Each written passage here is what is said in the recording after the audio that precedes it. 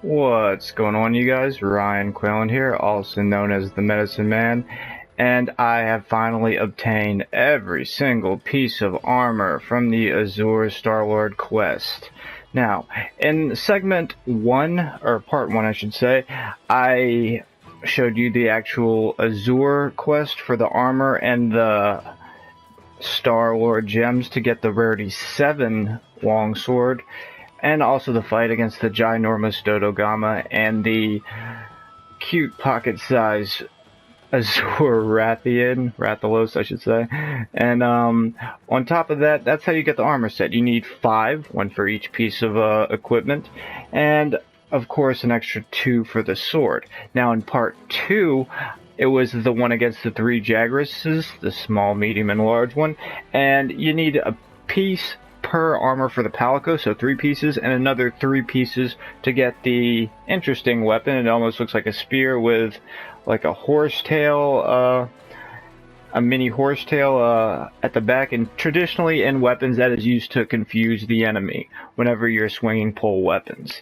Now, even if the Palico rank is low armor, the actual armor itself for your character is a little bit higher, but still fully augmented. It still hits 441. But on a lighter note, all of your elemental, it'll either give you between 10 and 15, or for thunder and ice, gives you 0. The main good part is that it's nothing in the negative. Now, let me show you what this complete armor set looks like from head to toe, including the rarity 7 weapon. It is simply gorgeous. You know, I'm digging the antlers. I'm also digging the whole, gem in the center of my chest with my Palico to match. See how he's got one too? Yeah. I really love this armor.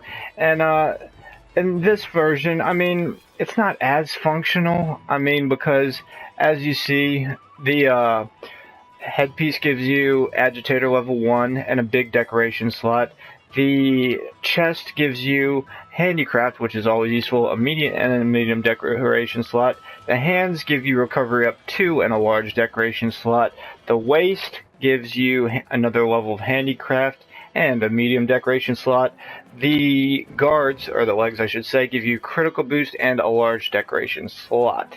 Now, essentially, on top of all these skill sets, whenever you have 2 pieces of equipped, you will, same as the regular Rathalos, get the Fire, Water, Thunder, Ice, Dragon extra ability when landing a critical hit, and for 4 pieces it gives you Natural Mind's Eye, where your weapons won't bounce, and if you have a ranged weapon, it takes a shorter distance before they reach maximum power. So this one's okay for ranged weapons, but especially powerful for melee weapons.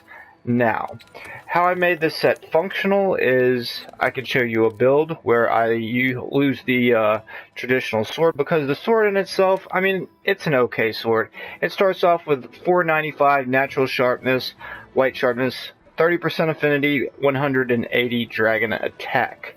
Now, whenever I made 2 sets, my Azure Starlord Dragon set, which here, let me change into that, where I do sacrifice one of the pieces of armor, and I sacrifice the helmet for the circlet, because the circlet gives me 1 level of divine protection along with 3 single slots. And how I have that equipped is I put the 3 vitality jewels, since I only need 4 out of the 5 pieces, so I sacrifice 1, so I still get the Mind's Eye ability, and I get my vitality up to its max on top of that. Now, the set itself, all said and done, Rathalos Mastery 2 and 4, as stated previously, Health Boost level 3, Weakness Exploit level 3, Recovery up 2, Handicraft 2, Divine Blessing 2, Protective Polish to keep my white sharpness as long as possible, critical boost, and maximum might. Now, all of it said and done, I'm at negative 5% affinity, but whenever I hit a critical spot, or a weak spot I should say, on a monster, I have a 45% chance to crit. Almost 50%, so, I mean, essentially that's what you're going for anyway. And since it's a Diablos weapon, it only needs 1 level of handicraft to reach white sharpness, and I get 1 apiece for the chest and the waist itself. And I mean, I crit pretty much half the time with this build, you know. Plus it has 825 attack, 210 dragon, and high elder seal, which is the dragon is boosted upon making a critical hit.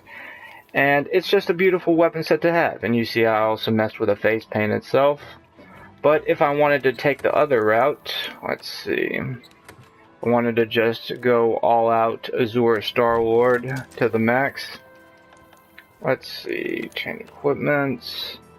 What I did was, since the helmet gives you the Challenger perk, which is, let's see, Agitator, I put one Agitator slot in the weapon, the Agitator charm, which gave me another 2, and a extra one for the helmet. So I put 3 Agitator charms in, or 3 Agitator decorations in, I should say, and the Agitator charm, which gave me another 2. So for this build, I have Agitator 5, which will give me plus 20 attack and plus an extra 15% affinity. So I would still be at 45%, critting about half the time, and every time I do crit, that's whenever it brings out the power of my elemental weapon. And in this case, the Azure Starlord Stardance is a water elemental weapon. Not the greatest rarity 7 weapon, but it is a beautiful weapon nonetheless. And you do get the level 3 weapon from the 3 Jagresses event. And then, once again, you do need an extra 2 Azure Starlord gems to turn it into a rarity 7.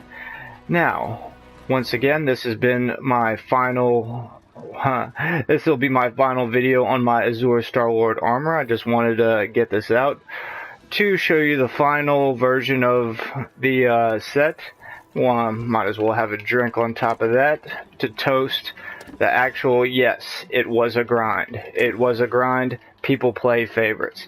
And whenever people do play favorites, you know, I ran into a room, as previously stated in another video, where they kicked me out saying, oh, you didn't pay $50 to get in this room. $50? Really? You could suck a dick for that one. I mean, the armor is great, but I mean, like, what's it gonna do? Grow another arm and jerk me off or something? I mean, $50, you must be crazy. So, toast to that. That's what I'm talking about. Alrighty, let me get my equipment up, take a little stutter step. Maybe did a little too much celebrating. I got this, I got it, go, go, go. Almost at the box, it's okay, nobody saw it, nobody's in the gathering hub, just play it off, I'm fine, get away from me, Bella. Yes, I have a dog named Bella, and then even if it's a cat, dropping head. I love how the character tries to play it off, oh, I'm not drunk, look at me, I'm just like bopping my head, wait, I got it. Well, anyway, a little celebration was in order, folks. I mean, come on, this full Starlord armor, you know. And if you don't know the stipulations behind it, somebody has to go to a USJ event physically in Japan, get a code for it, and they have to have a Japanese profile. No other profile will work. From there, a Japanese man or woman has to host the session, and you have to be lucky enough fighting legions of people trying to get this armor to do it. Now, I try to get as many friends as possible to get into the session, giving them my spot as soon as I got my stuff, and there were times where they beat me to the punch, and I was happy for them. But that's all in all what you should be. If somebody gets something, you should be happy for them, because your turn will come. Just keep the grind up, because a long time ago, what did I say the end game of Monster Hunter was? It was the grind, people. And look at this. This is living proof that it does pay off.